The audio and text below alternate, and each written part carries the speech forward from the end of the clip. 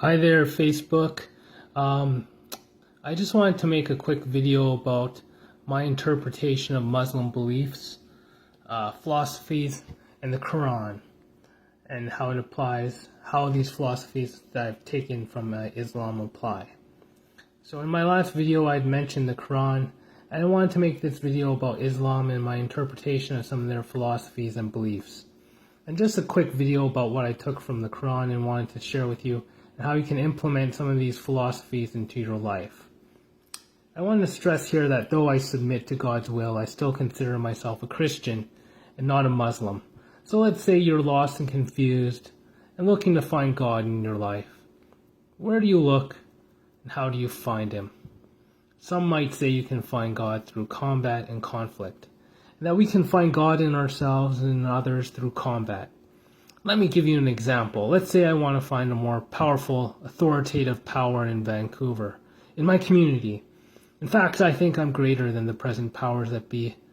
I could fashion my weapons, carry some guns, a sword, whatever weapons I may find, and go into the community and begin killing people. That's my God-given right. So the police will be dispatched, and let's say I kill them. They'll send more powerful person until I meet the powers that be. But to be fair, honest, and realistic, whoever controls Vancouver rules it almost absolutely, as far as I can tell. So you'll probably not get that far and will die at one of this person's subordinates or lackeys' hands, that being a police officer who will quickly put a bullet in your head for being unlawful. So in this day and age, finding God by destroying people and things is not going to get you very far. We see here in this classic battle between fire and ice, Scorpion and Sub-Zero. We see here that these two are opposed to each other at opposite ends of the spectrum, but Sub-Zero may think that Scorpion is God, or a greater God than him. And it's through combat that will be proven who is the greater. You don't necessarily have to brainwash people to think violence and fighting is cool and interesting. It's a part of us. It's perfectly natural for us to kill each other and to compete. It's part of the life cycle. And some people believe part of the evolutionary path to meeting God. So I'd like to highlight the importance of knowing that someone here is very powerful and perhaps godlike in power. If you don't believe me, you can go around starting shit with people and see how far you get. You'll be 10 feet under in no time.